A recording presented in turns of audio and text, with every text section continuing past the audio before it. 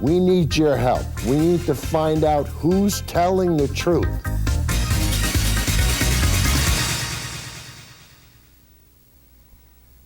Hey everybody, Uncle Rich here for Who's Telling the Truth. Guys, this is show 171. Today's date is 4/17/17. Another funny number, huh? And the name of the show is Tipping Point. Now, most of the time, when you hear the word tipping point, it usually means that it's time to pay the bill, right? But guys, today, we've reached a tipping point where we actually are able to start getting stuff back. And you're going to say, Rich, what are you talking about? We're going to start to get stuff back. Guys, what I mean is, just imagine if we could generate solar power more cheaply than we could with gas. What would that do? Would that change the scenario?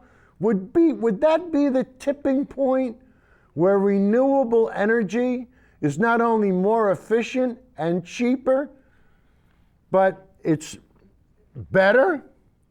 So Judy, just to show that that I haven't gone over the edge, let's have clip number 2, please. Imagine this is in the Gulf.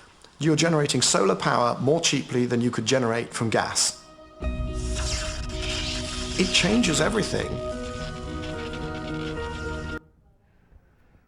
Guys, if we could do that, it would change everything, wouldn't it? Wouldn't that be the answer? Well, don't take my word for it. Let's listen to Michael Liebrish, and he's with Bloomberg New Energy Finance, and this guy's a sharp cookie. So let's listen to what Michael Liebrish has to say. Judy, clip number 3, please. Sustainable energy.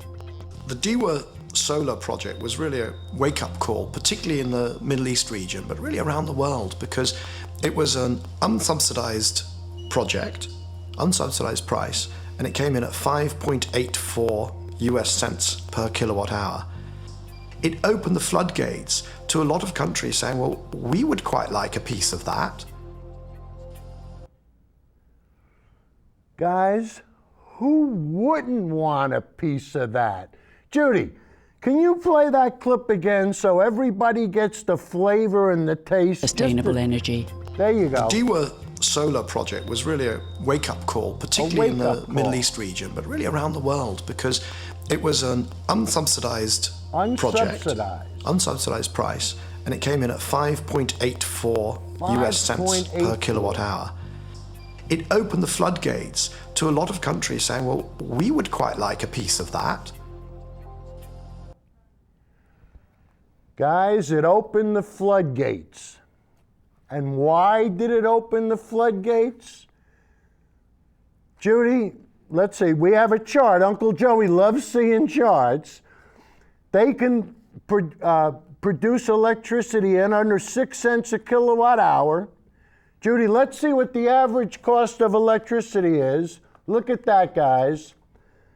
The average cost, and this is only up to 2013. This is from the Bureau of Labor Statistics. The average price for electricity was, I think it would safe to say it's around 13 cents a kilowatt hour, right? So if you can generate it at less than 6 cents, and then you double that price for the utility, you still got plenty. Judy, can you come back to me? You still got plenty of room for profits, right, guys? And guys, this is why it's become the tipping point. Because now there's no more excuses. You don't have to be a tree hugger to embrace solar panels. All you got to do is understand science and understand economics and understand that there is new ways of generating electricity. And guys, most of the show tonight is going to be done from a clip that I got off of YouTube, and it was done by Backline VPRO. Guys, I gotta be honest with you. I looked them up. They seem to be new. They seem to be a very progressive YouTube site. And when you see how well they've done their homework and documented, and they've cited their sources, everything that we talk about on this show. And guys, I really have to tip my hat to them, because they went out of their way to make sure that everybody could understand what's going on and how we can all benefit by using renewable energy properly. All right, so anyway, now we're going to introduce you to Backline VPRO and the opening of this video that they produced. So Judy, number 5, please.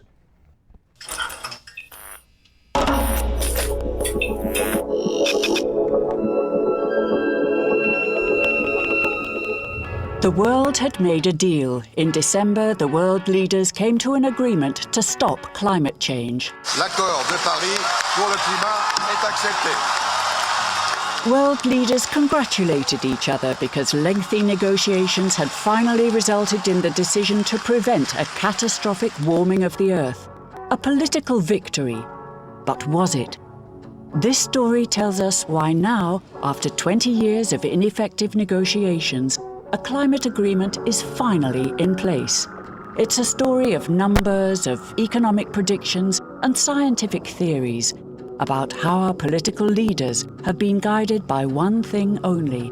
This is a story of money. Imagine this is in the Gulf. You're generating solar power more cheaply than you could generate from gas. 我觉得要感谢我们超过100万的太阳能光伏产业工人。 The single thing that will shift people off high carbon energy and into lower carbon energy is going to be the price. Prices above competitive markets, there needs to be subsidies. When that situation is broken and free market decides to go for solar, it will break like a... Guys, it's what it always boils down to. We say the same thing all the time.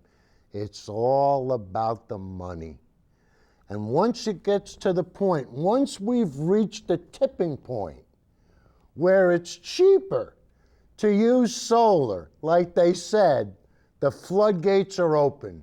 And when you see how many people China is going to be putting to work and how much money they are investing in renewables and how the whole world is starting to embrace renewable energy, and Uncle Joey ain't gonna believe it, but you know what, guys? Like we say on this show all the time, we cite our sources, we get specific and we cite our sources, and we're just gonna have a whole lot of fun on this show proving our point. So Judy, let's have clip number 6. Let's prove our point about Abu Dhabi, one of the richest countries in the world, getting their energy from the sun instead of from gas.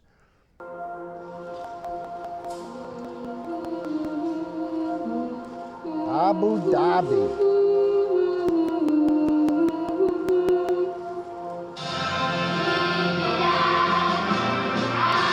What are just funny over there, huh? The ink on the climate agreement had hardly dried when in January, the yearly World Future Energy Summit took place. In Abu Dhabi, world leaders, investors, and businessmen assembled to talk about energy. Your Highness Sheikh Mohammed bin Zayed bin Sultan Al Nahyan, ladies and gentlemen. But they didn't just talk about the climate agreement. The main topic was what had happened to the price of sustainable energy. We have made a good start. There has been remarkable progress on many fronts. The fall in prices for renewable energy, especially solar energy, and the emergence of new business models are bringing sustainable energy within reach.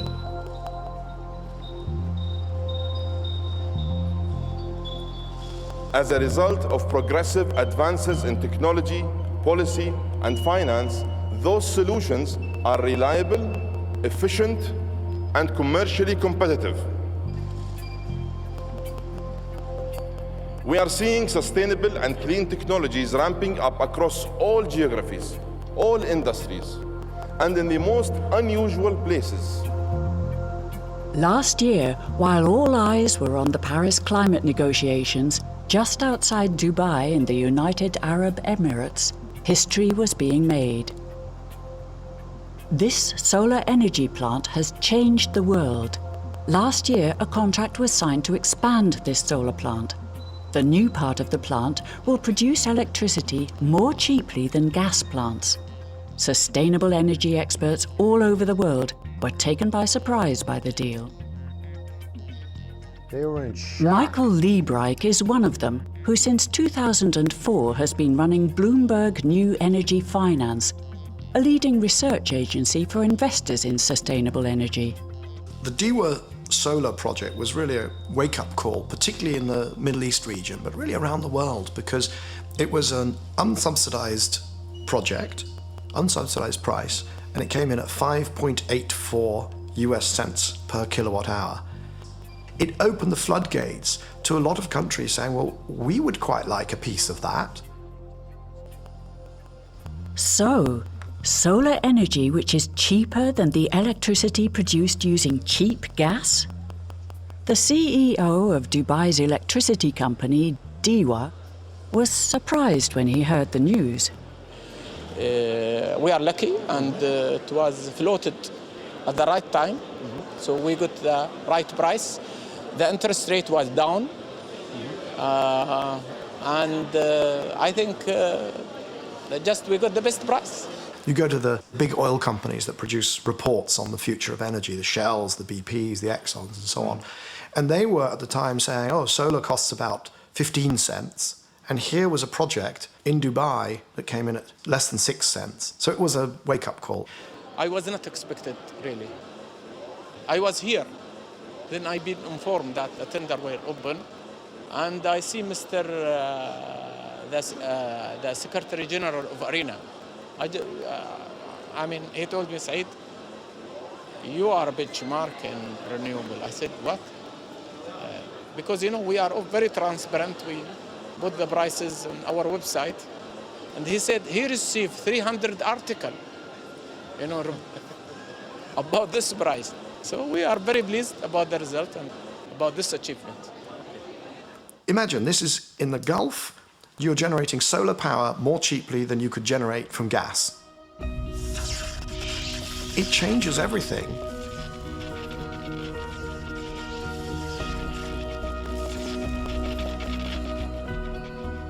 The low price for electricity from solar energy has made the electricity company hungry for more. After a 200 megawatt expansion, there is to be a new expansion next year of 800 megawatt. And along with this deal, the Emirates have tripled their target for sustainable energy by 2020. My understanding is that what they've told those organizations, those companies bidding, is that they would expect it to be sub 5 cents, under 5 US cents per kilowatt hour. It changes everything if solar is the cheapest single form of new power in a country or in a region. Dubai is not the only place where solar energy is cheaper than fossil fuel electricity. All over the world, there are projects getting set to produce sustainable energy more cheaply than coal or gas plants. Australia, Chile, the state of California, Italy and Jordan have all reached the tipping point for the production of sustainable energy. And it doesn't stop there. In India, plans for a coal plant in Punjab were cancelled at the last minute because it was cheaper to cover the terrain with solar panels. It is expected that over the next few years, Mexico, Germany, Morocco, China, and a number of American states can be added to the list of countries where sustainable energy will be cheaper. Deutsche Bank expects that in a few years, solar energy will be cheaper in 80% of the world. Mike Eckhart of... You believe that? Judy, come back to me.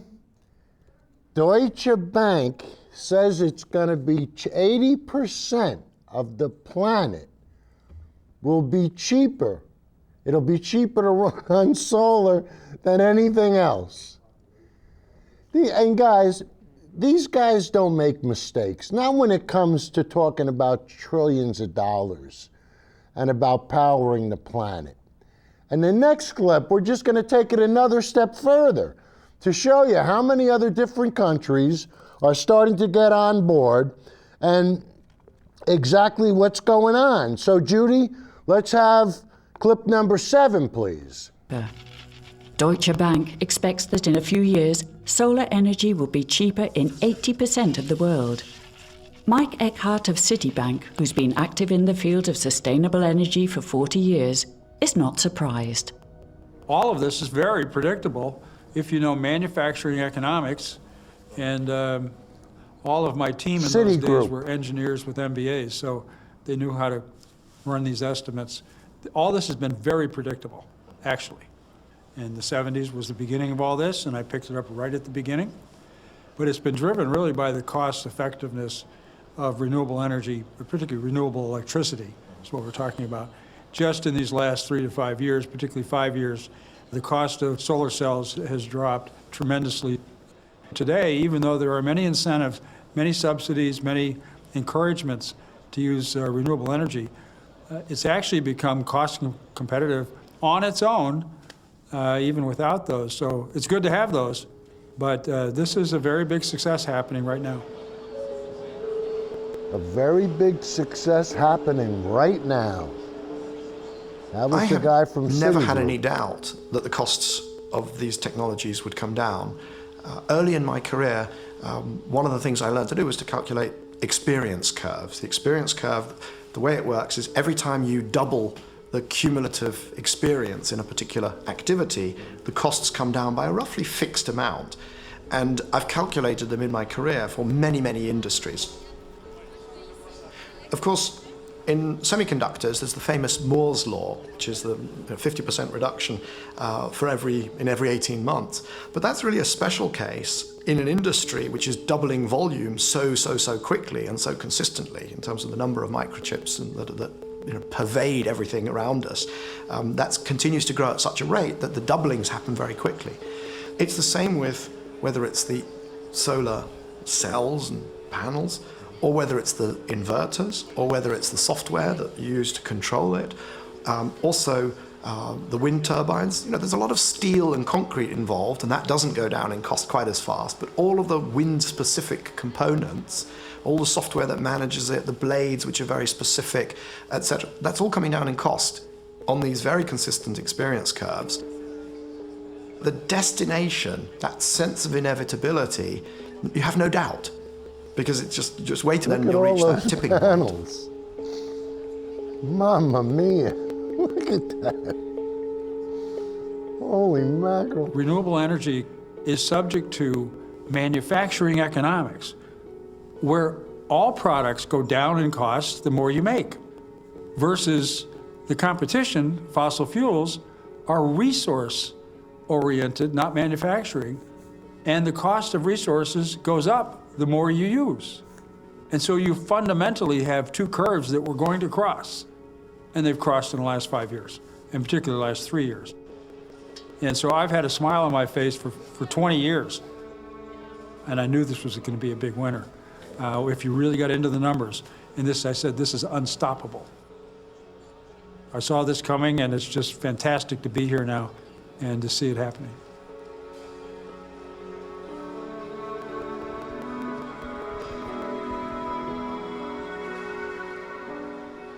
And then wind turbine costs have really come down as they build bigger towers, longer blades, more efficient gearboxes. The whole thing has just improved. And so the cost of solar electricity, the electricity from solar energy, has dropped 80% in the last 5 years. The cost of wind electricity has dropped 50% in the last 5 years. So in both cases, the electricity from wind and solar has come into economic competitiveness, finally. To save us from climate change, the world needs to switch to sustainable energy. It is doable, but only if the energy becomes really cheap. There is one country where they have understood the urgency: China. Guys, we're going to show you what China does in a minute, but I just want to repeat what the guy from Citigroup, and I'm sorry I don't have his name, I should have wrote it down, but he said, we have manufacturing economics, where the more we manufacture something, the cheaper the price gets, as opposed to resource economics, where the more we use, the more expensive it becomes because we're using it up, there's less of it. So you have manufacturing economics, where the price gets cheaper, and you have resource economics, where the price gets more expensive. And guys, you heard, and Uncle Joey loves Moore's Law. You heard the guys say, Moore's Law, in every 18 months, there's a doubling. And this is what we have to look forward to. Right, Uncle Joey? Uncle Joey loves quoting Moore's Law. But guys, the next clip, we're gonna show you how China, and I tell you, I watch a lot of Fox News, and Fox News always tells the simple folk that China is doing nothing. China and India are doing nothing for global warming. Well, when you see the next clip, you're gonna say, man, it's amazing that we, the United States, the strongest country in the world, the leader in the world now has to follow China. Could you imagine that? Those peasants, we gotta follow the peasants. What happened to our, Donnie, I thought you were gonna make America great again. The Chinese are out surpassing us. And let's prove it with clip number 8. Judy? Because of the scale-up in production and the rapidly falling prices of wind and solar energy, the world of the big investors is beginning to turn its attention to what used to be called alternative energy. We see that investors that would have thought of investing in a wind farm as kind of weird and exotic and somehow, high risk and so on, and we see them now, much, much more comfortable. Jochen Wermuth is a German investor who has been operating in sustainable energy for quite some time. He thinks the current price reductions will convince other large investors to invest in sustainable energy. And he has very large investment funds in mind, such as the funds of the Middle East oil states. The aim is to collect money, to convince sovereign wealth funds to move billions, we hope. If you're sitting on, say, $2,000 billion worth of natural gas and $200 billion of cash, if you only allocated 1% of the assets to what I call the new industrial revolution, which is defined by competitive renewable power, greater resource efficiency, internet-enabled efficiency, decentralized power, they could actually be around in 10 years' time.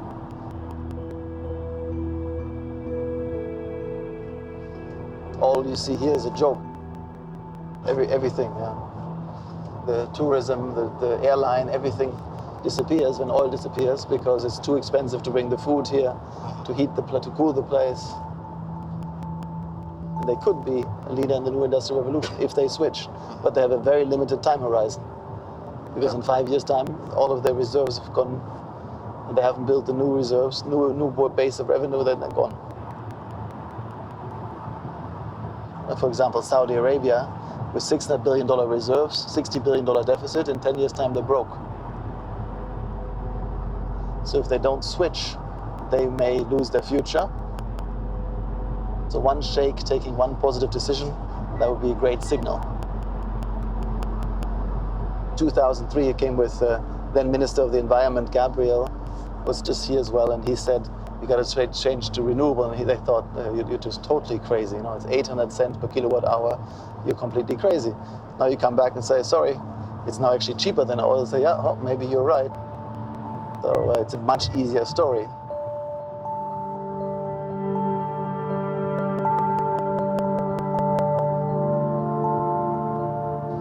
And what we need to do is explain to them that renewable power is so cheap for power generation that there's no chance for oil, gas, and coal. But of course, the life now is very easy. You know, oil comes out the ground, you do nothing, you drive your Ferrari. To think hard and to build new things. So what's the chance? I don't know.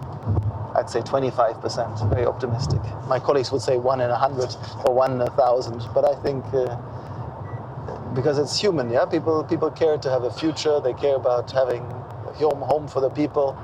And I think if you talk to them about, like I've been to the wedding of some of these sheikhs, kiss each other on the nose, you know. I don't know, they're all nice guys, and I think they don't like to kill the world. That's my hope.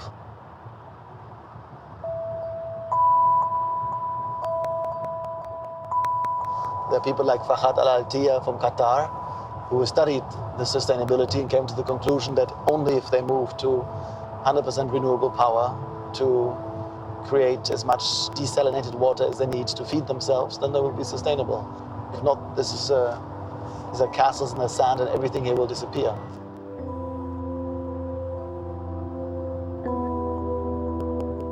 So some people have gotten it completely, but the leadership hasn't gotten it yet. So part of the work will be to do an aggressive media campaign.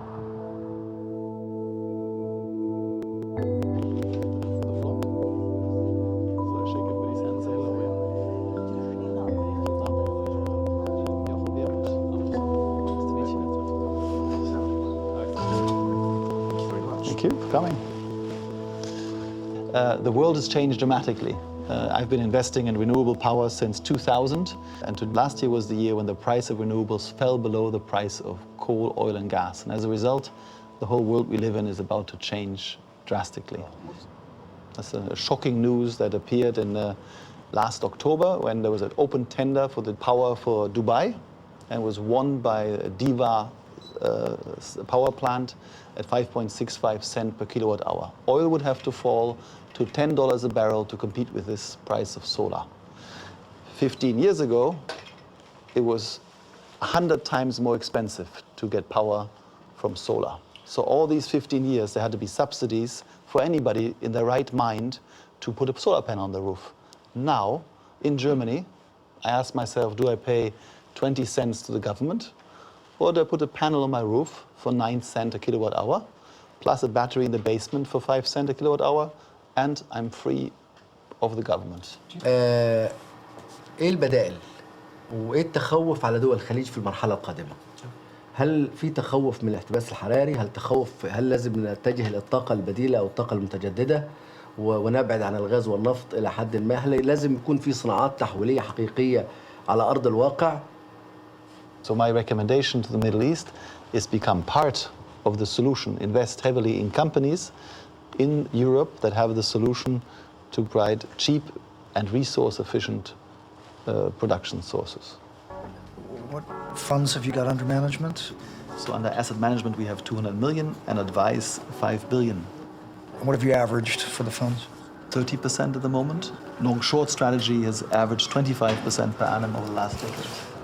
And what are you short? You short the non-renewables, I presume. Exactly. Okay. So we've been able to make a lot of money and do a lot of good in the world.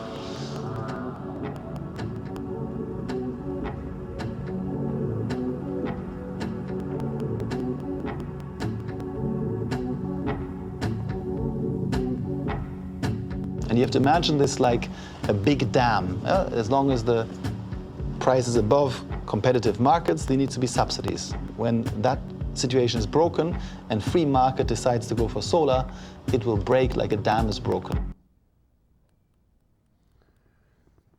Guys, it's pretty simple. You know, it's all going to work. And I apologize. We had two clips number 8. And of course, you know, the law of averages says when Judy picked one, she picked not the David Pakman one, but that's not her fault. But what we're going to do is we're going to make up for it right now by playing the right clip number 8, which is the David Pakman clip. And this is going to show us how much China is investing in renewable energy. Judy, the other number 8.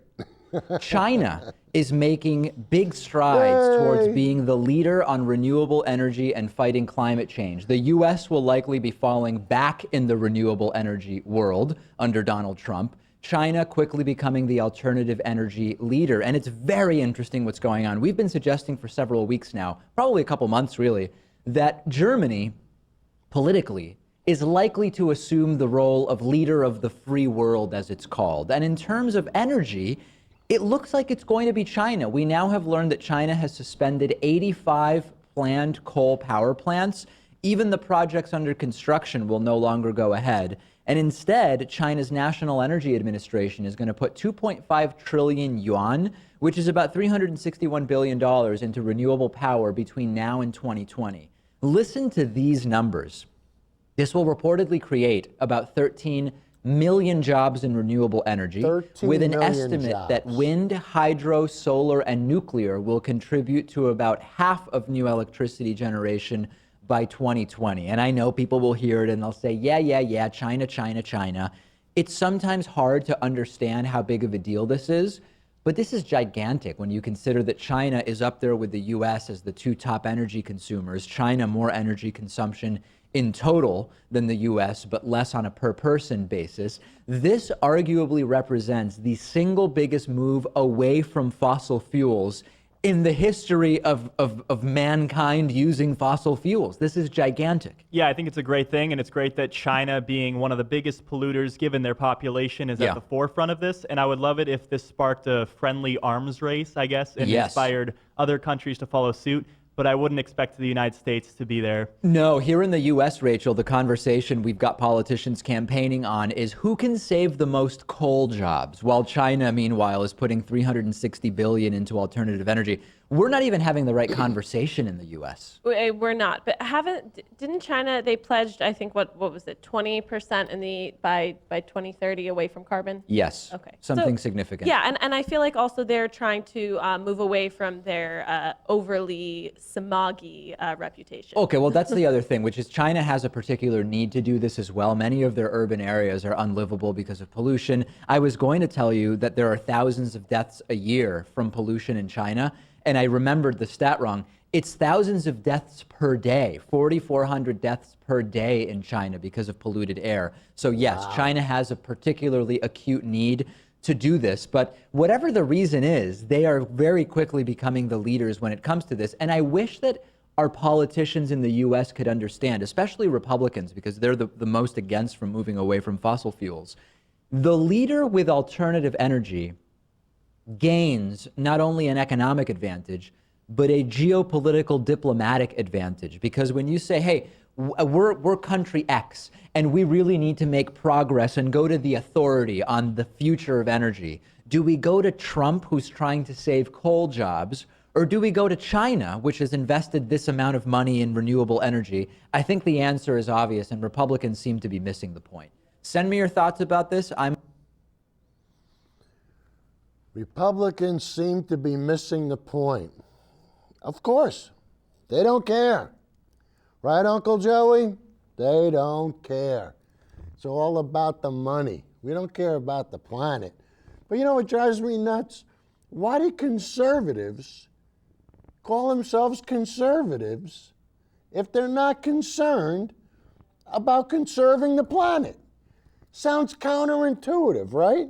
Sounds directly opposite of everything they do. Reminds me of when my kids were little, I used to have opposite day.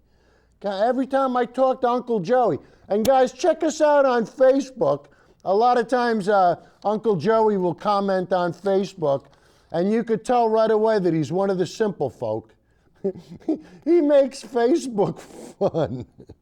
And today, Uncle Joey was telling me that he posted an article that leftists are violent people. I said, Joey, us leftists, we're lovers. We don't want to fight. You fight. We're going to smoke our marijuana and just take it easy, you know?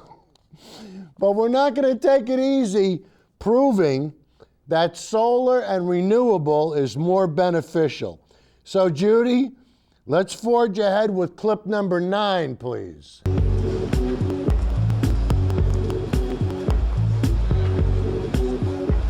That transition from the incumbents in energy also enables social shifts, which are really long overdue. The energy industry is probably the most macho and socially backwards and corruption-ridden industry in the world. That's not even a controversial statement. That you could prove that just by reading a newspaper. This reduction in the price of sustainable energy is causing the reshuffling of many a deck all over the world. New major investors are seeing solar panels and wind turbines in a different light.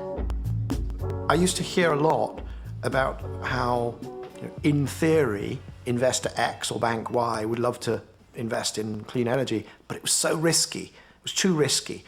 And obviously I was looking at it and thinking, well, the technology's not risky, and it might be a bit more windy, less windy, more sunny, less sunny, but you can deal with that. There's statistics, there's weather forecasting, there's insurance and so on.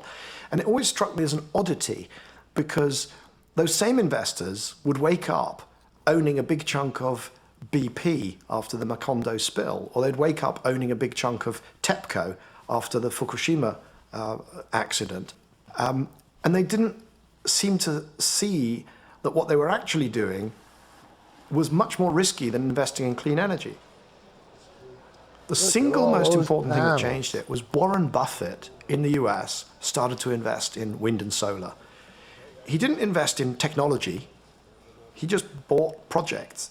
And that opened a lot of mainstream investors' eyes because they said, hang on a second, this isn't just a bunch of tree huggers saying we should invest in this and accept lower returns because it's the right thing to do for the world. This is Warren Buffett building a massive portfolio of wind and solar projects. Let's have a look at what he's doing. Now that the tipping point for sustainable energy has been reached, the big bucks of investors, such as pension funds, are flowing towards sustainable energy. And all this money must be steered in the right direction. The major new innovations in sustainable energy are no longer to be found only on the exhibition floor, but upstairs behind closed doors where financial masterminds and clever investors are working to reduce its price yet more.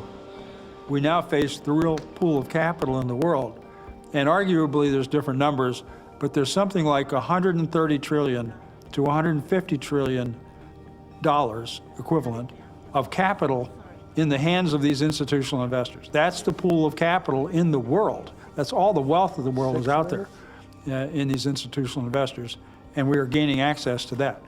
So we're literally having a higher supply of capital. It's not just chasing capital, they're also allocating to us. More capital is available. In fact, they now complain that there aren't enough green investments for them because they've allocated so much capital. So that's a good problem to have. The interest of the capital markets, the stock market investors, the bond market investors, the pension funds, the insurance company investors, the managed funds, the private equity funds, and so forth, where the large capital is, and it's extremely sophisticated, and they are not going to move their criteria because solar energy is nice.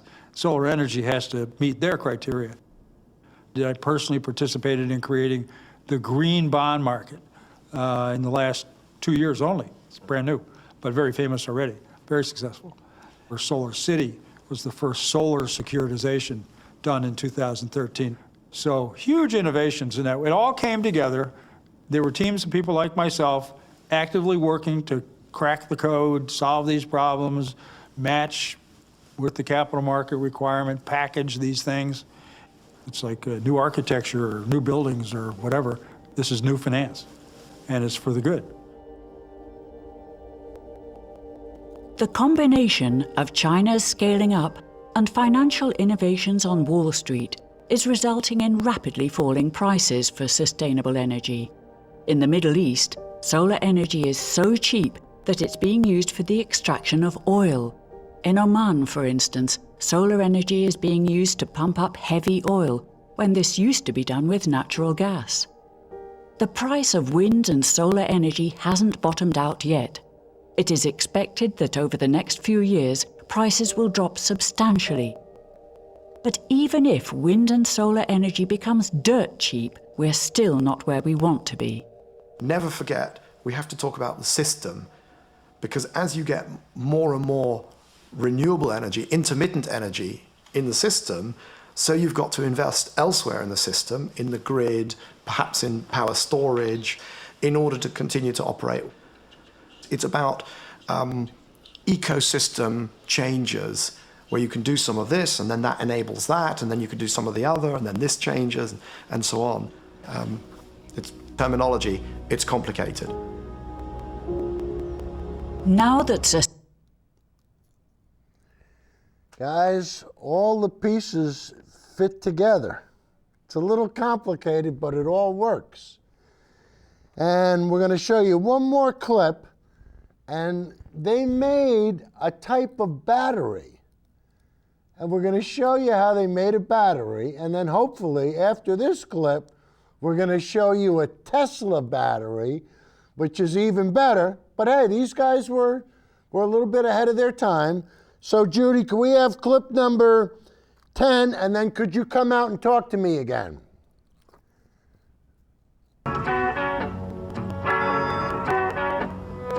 Now that the prices of solar panels and wind turbines are less of a problem, more emphasis is being placed on finding solutions to deal with the fluctuations in electricity production. But here on El Hierro, the smallest of the Canary Islands, they have solved the problem already. To Jochen Vermut, investor in sustainable energy projects, this small island is the ideal spot to experience a world that will operate totally on sustainable energy. They have done a miracle. They are maybe the first community to be 100% renewable powered. They built a 113 gigawatt battery. It's amazing because I guess they're an island and they have this amazing leadership. And they're going for it. Not just renewable power, but all of it. No waste, biological farming, great stuff.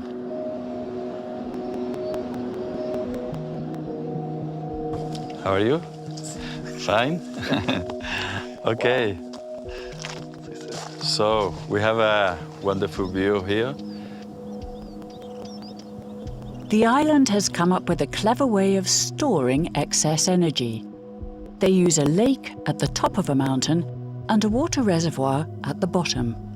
When there isn't enough wind, they drain the lake into the reservoir, thus generating electricity. This is very important for the island, not only for the electricity, but even for the supply of water. If this reservoir is full, we are able to have energy for 4 days without wind.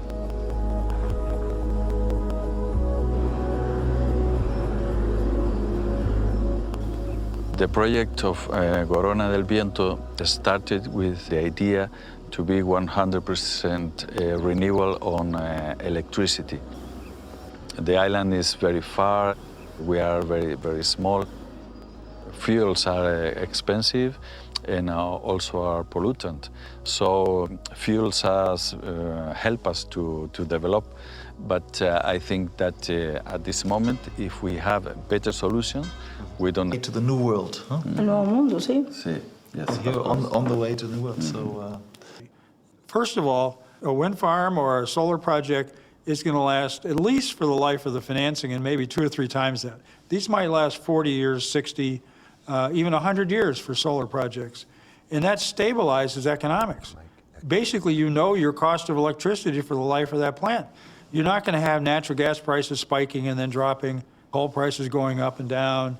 And it's a stabilizing factor for every country that really gets a high percentage from renewable energy.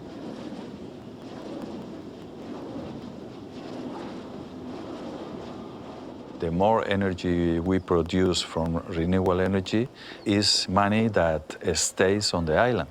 Because if we don't have to pay for gas or fuels that came from outside, the money stays on the island.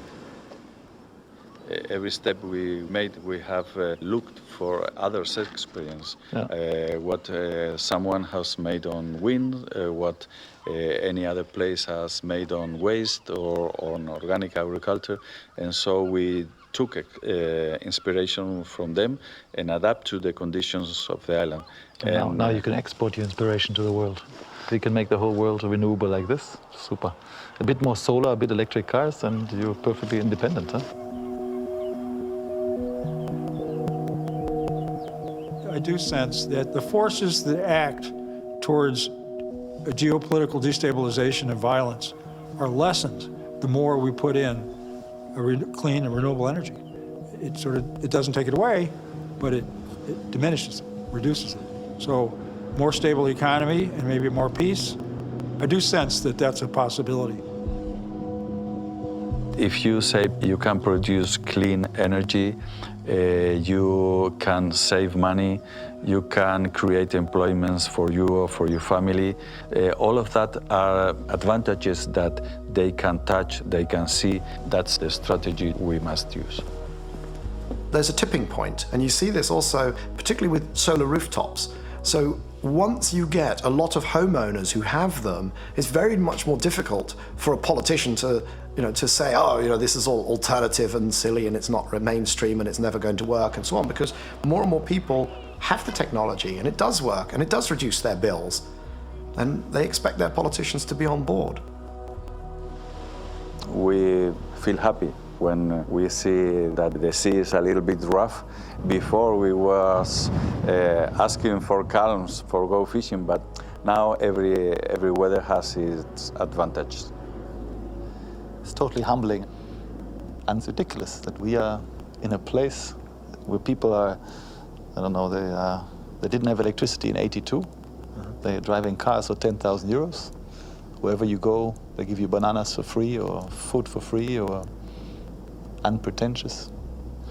And they're way ahead of us, way ahead of us. And they are committed because they know for the future of their children, the island, we need to do something. If these guys can do it, we can do it.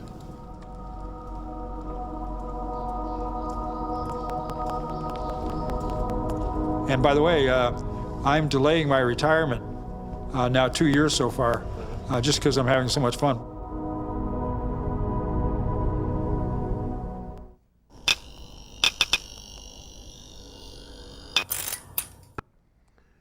Guys, subscribe to Backlight. I tell you, they got their act together, and that's where I got so much of what you saw on the show came from Backlight.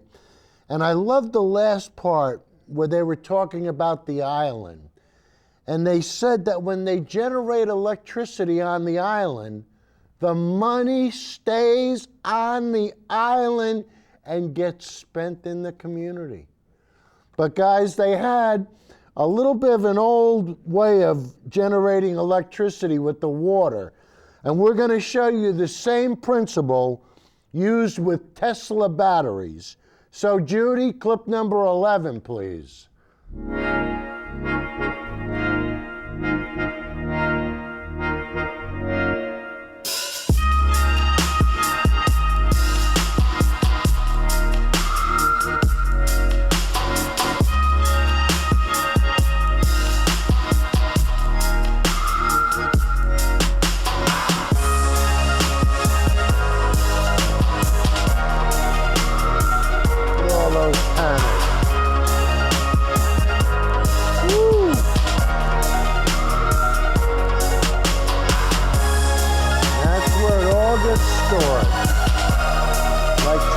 Trailers just sitting in there sucking up the energy.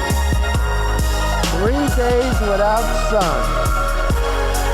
You ever think it'll go 3 days where you don't get any sun down there? Of course not. A diesel-free future. What more could you ask for? Thank you, Mr. Musk. Guys, that's our buddy Elon Musk. And the next show, we're going to feature all Tesla because the climate march is coming up. So we're going to show you one more clip. The climate march will be a week from this Saturday on the 29th. So Judy, can we have clip number 12, please?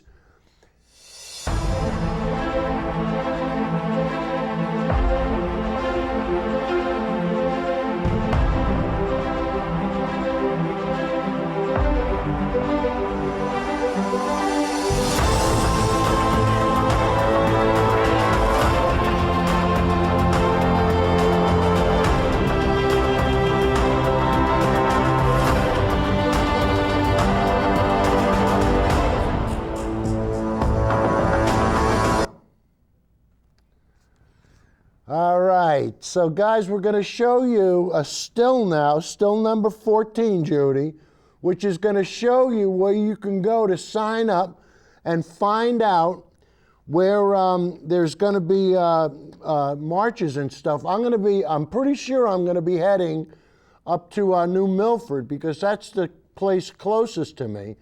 But if you just go on to this website, and you could type in join the march, you just click on that. And guys, they'll have Judy, can you come back to me? They'll have a whole bunch of places where you can go. How much time we got left, Judy? We got 1 minute, all right. So anyway, let's see. I guess, why don't we just run the credits and I'll just do the 1 minute of talking.